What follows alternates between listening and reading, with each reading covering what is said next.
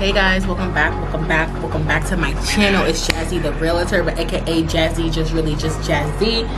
It's Jazzy that's really not selling houses, but she's in commercial real estate. It's Jazzy that's trying to go back to selling real estate. It's Jazzy that's in Tulum, that was in Cancun. We got a lot going on. But anyway, today's video, this is take 3, y'all, because I'm rusty, but I'm getting back.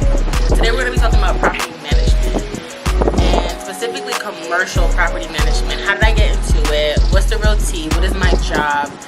And do I like it? I've been in commercial real estate for almost 2 years now. It'll be 2 years in November, and now we're in like September 6th. Yeah, 3 months. So how did I get here?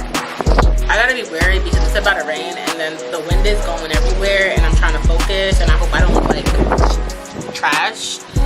And it's just a lot going on. But and excuse the construction that I do because they kind of play on my top. How did I get here? So I was working for myself.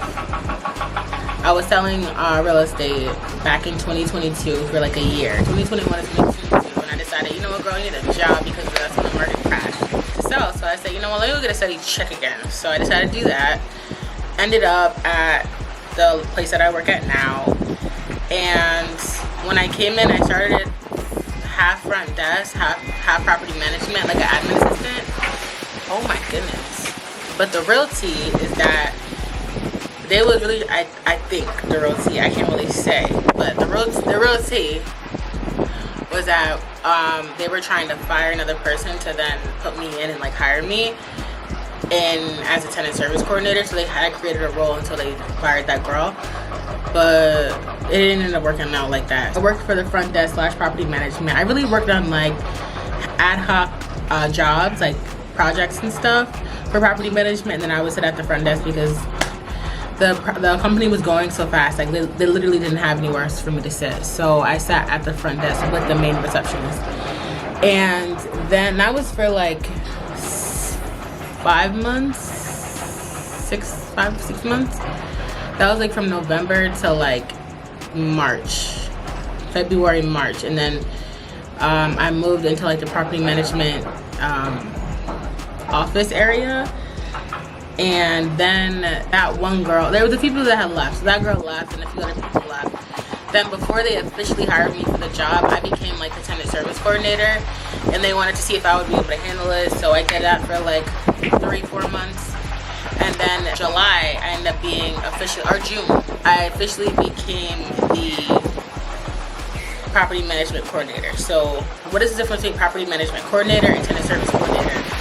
Most jobs is oh my goodness, this wind is on 12. Most commercial real estate companies, they combine the positions with tenant service coordinator and a property management coordinator. At this place, it's just separate. So as a tenant service coordinator, it's really tenant facing. So you're dealing with like complaints, you're dealing with like the shuttle problems, you're dealing with like, if they call in anything they need help, you're basically helping them, like the portal for work orders to make sure that our maintenance team is going out and completing work orders, stuff like that. So everything is tenant facing. Then as a property management coordinator, you're really dealing with invoicing and ensuring that our vendors are paid. You're dealing with scheduling for not really with the tenant spaces, but really for like things that we're responsible for. Not currently doing violations, and not really, and I should have did the FYI, I work in New York City, the Bronx, the borough.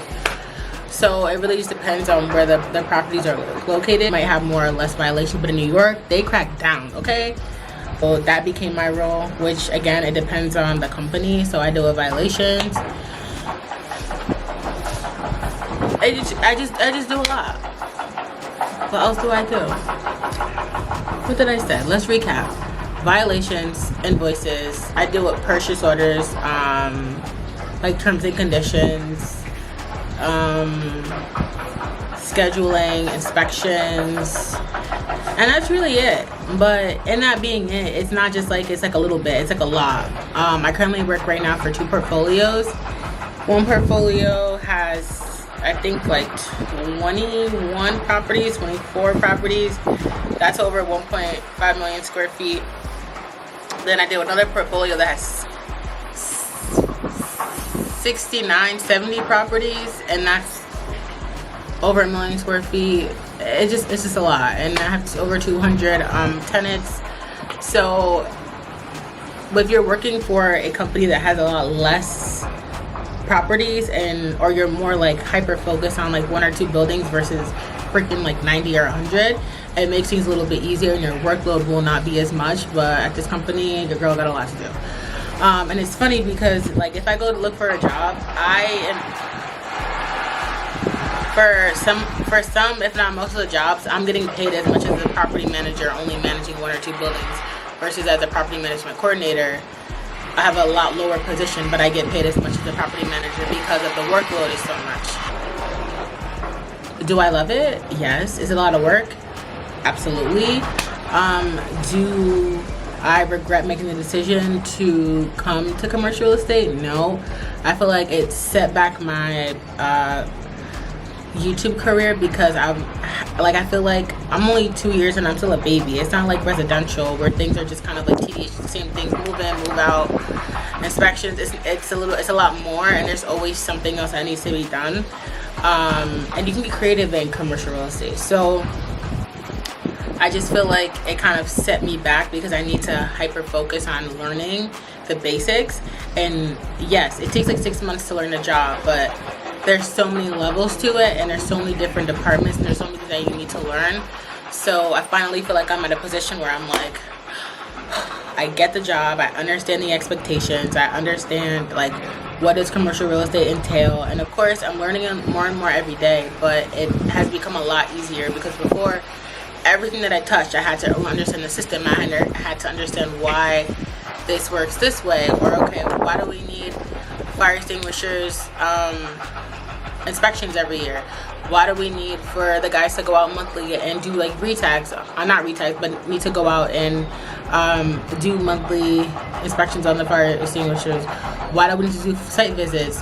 Why do we need to alert? You know, like there's so many different whys and hows and how-tos that it finally I'm at the place where I feel a lot more comfortable doing the job. So I definitely want to start working on more content for my YouTube, kind of showing you guys what I'm learning and what I've learned. I'm trying to figure out what else there is to say.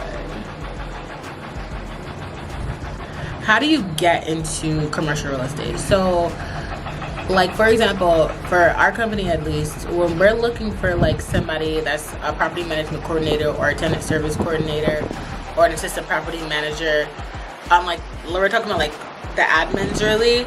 To get into commercial real estate is a little bit harder than residential, because residential is you come in and you kind of learn the job, whereas in commercial there are prerequisites that they like you to have prior to coming in. So they like you to have tenant experience, they like you to have knowledge of work orders, how to send out notices.